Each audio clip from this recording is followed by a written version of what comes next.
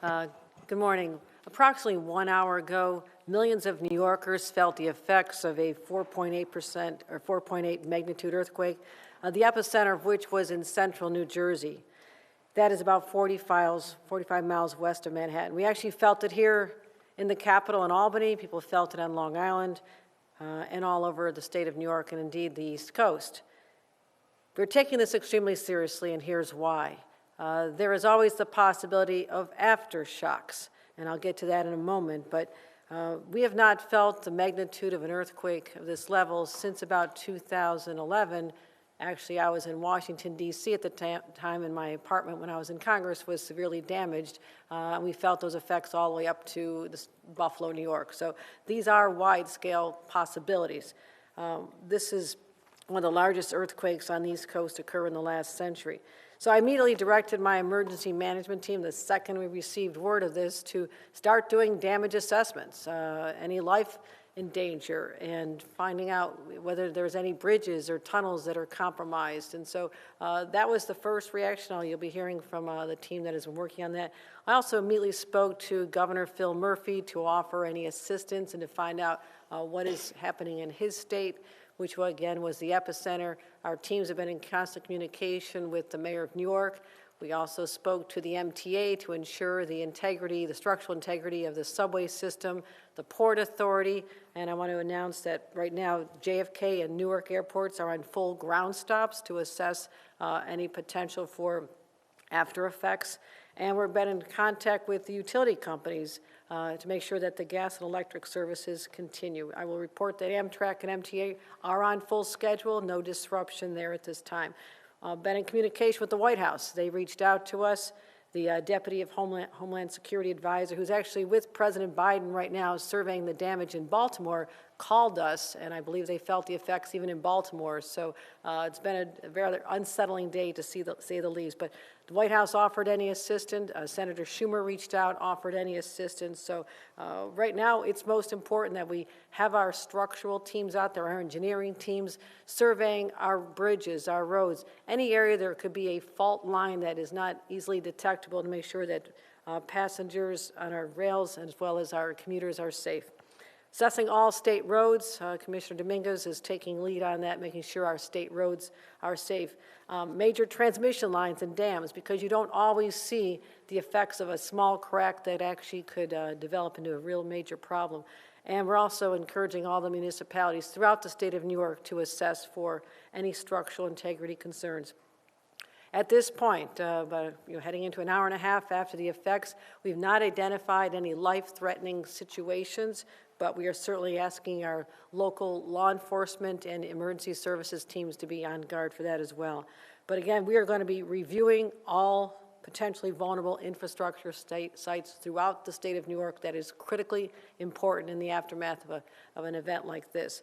Now, again, I have a few safety tips because New Yorkers are not accustomed to having earthquakes in our state, and everyone should continue to take this seriously. If there is an aftershock, people are encouraged to drop and to cover and to hold on. Drop to the floor, cover your neck, and hold on to something that is sturdy. Take caution near any damaged buildings. Again, we don't have reports of damaged buildings at this time. It is very early in the assessment process. But if there is an after effect, please stay away from buildings, that, especially our high rises. If you hear shifting or any noises, unusual noises, leave your home. Go outside. You are safer there than in a building that could be crumbling around you. Inspect your home for damage. Check walls, floors, doors, windows, staircases. And if you see any damage at all, you may need to relocate while the event is going on. Again, check your own gas lines and water lines to make sure that your family is safe. So stay connected and informed. I will say this, especially with all the national news about what happened in Taiwan with that deadly earthquake just this past week. I think there's a high level of anxiety around earthquakes. The magnitude, which Catherine Garcia and Commissioner Bray will explain, that was a 7.4 magnitude in Taiwan. Again, we are 4.8, and they'll explain the difference. But that's why we're going to continue to take this very seriously and make sure that we continue to update all New Yorkers. So Catherine Garcia, our head of state operations, you'll hear from first, and then Commissioner Jackie Bray, head of Homeland Security. Thank you. Thank you, Governor. I want to reiterate that we have no reports of damage at this time, and that immediately all of the infrastructure agencies activated their policies and procedures to deal with this, because while highly unusual in the state of New York, we do actually have fault lines. This was significantly bigger than ones that are typically felt in the state of New York or occur and actually are not felt. That is because earthquakes happen on a logarithmic scale, which means that a 3.0 is 10 times worse than a 2.0. So a 4.0 is 10 times easier than a 5.0. So every one of those makes a significant difference in what you will experience and what the damage could be. In addition, we are also tracking whether or not there's any increase in hospitalizations, as well as whether or not there's any increase in vehicle accidents that has not been reported at this time. Thank you. Commissioner Bray? Not much to add above the governor and Director Garcia covered it. I would say we did see an overloading of cell circuits in the New York City area immediately after the event. We've been in touch with AT&T, Verizon, and T-Mobile. Their networks are clear now and back up and working, and we have opened the state's emergency operations center. We're at a level 3 to monitor impacts and reports that come in. We've seen one gas leak in Rockland County, but other than that, there don't seem yet to be major infrastructure impacts, but we are in touch with the counties. We'll stay in touch with the counties all day. Thank you. All right, let's do some on-topic questions. Governor, has there been any contact with the Indian Point facility in Westchester and any concerns there? That's part of our analysis of all critically important infrastructure. So yes, the communication has gone out, correct? Yeah, we're in constant touch with both that facility and our other facilities.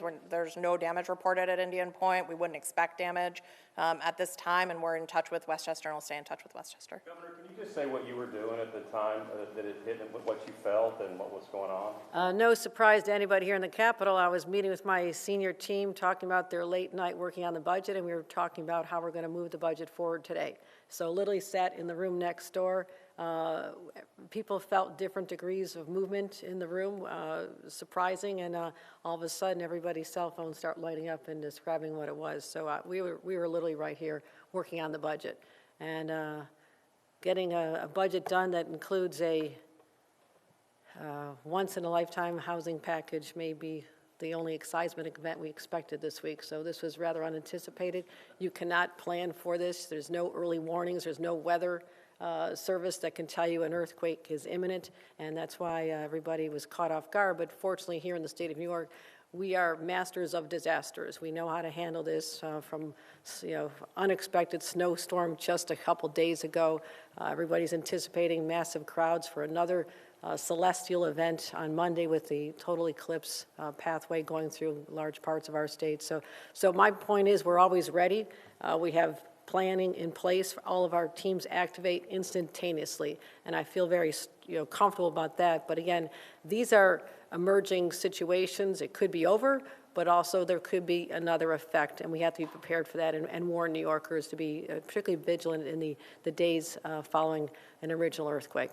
Governor, I assume your team has analyzed the aftershock forecast. What do they show? What should we anticipate? Commissioner Bray, the former head of one of the heads of the National Weather Service. Is this something you can predict? No, we don't predict earthquakes. We don't predict. The aftershocks aren't predictable, and so obviously we'll monitor USGS's information, but we're not looking at, these aren't forecastable events. Governor, one more on the ground stop at JFK and the airports. Is there a timeline for how that gets We just spoke to them. Do they have a timeline? None of that? Okay, on the ground. We don't have a timeline yet. What they're doing is really confirming that the air traffic control towers are safe to operate in. So as soon as we know, we'll make sure that that's public information. Which airports were those again? I'm sorry. JFK and Newark. Not LaGuardia? Not LaGuardia. Why not LaGuardia? Why not LaGuardia? Because they've redone they have a more recent, I'll let Catherine explain. We're getting more information, but we suspect